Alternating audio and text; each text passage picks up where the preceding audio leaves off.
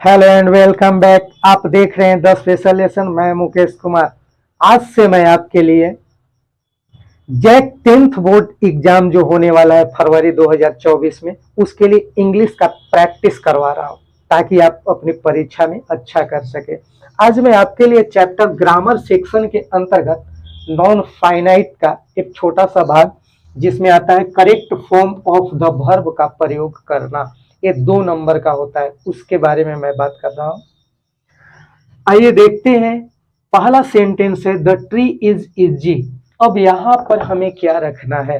अगर non finite आप पूरा जानते हैं कि इन्फिनेटिव क्या है, जेरंड क्या है, पार्टिसिपल क्या है, तो आसान है, और नहीं तो भी ऐसे भी आसान है, मैं बताता हूं आपको। अब इस वाक्य में एडजेक्टिव का प्रयोग है, तो जब किसी सेंटेंस में यानी वाक्य में एडजेक्टिव का प्रयोग होगा तो फुल इन्फिनेटिव का उसके बाद आने वाली क्रिया के साथ टू का प्रयोग होता है। तो ऑप्शन के अनुसार देखेंगे तो यहां है, तो आप कीजिए टू क्लाइम। यानी इस वाक्य में हम पकड़े इस एडजेक्टिव से, यानी एडजेक्टिव हुआ तो इसके बाद 2 + V1 यानी फुल इन्फिनेटिव का प्रयोग किया। अब दूसरा सेंटेंस जो है, खाली स्थान abroad is not an easy work. तो वाक्य के शुरुआत में अगर फिल इन द ब्लैंक्स हो तो अधिकतम यहां पर 2 चीज देखने के लिए आता है। यहां पर इन्फिनेटिव का भी प्रयोग हो सकता है और जेरंड का भी, लेकिन अधिकतर आप देखिएगा कि यहां पर अच्छा माना जाता है जेरंड की अवस्था में क्रिया को रखना। तो आपको करना होगा going abroad is not an easy work. अब तीसरा सेंटेंस की बात करें तो यहां है ए खाली स्थान chair is of no use.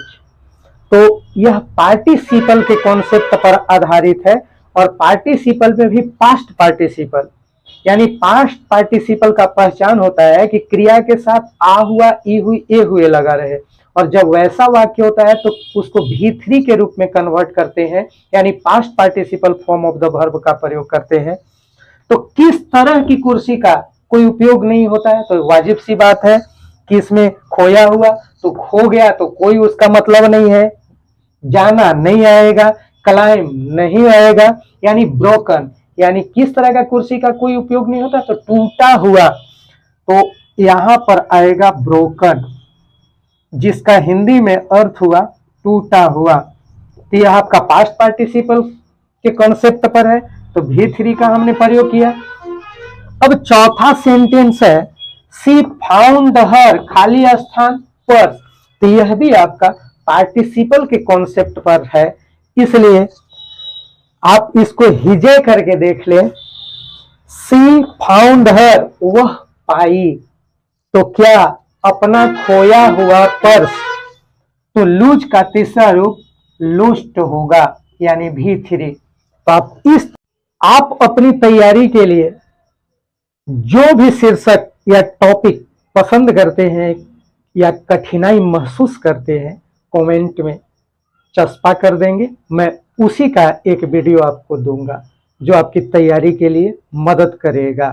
ऐसे मेरे चैनल पे जैक 10th बोर्ड के लिए सोशल साइंस और अंग्रेजी का बहुत सारा वीडियो मौजूद है, आप उसे देखकर भी लाभ ले सकते हैं। Thank you.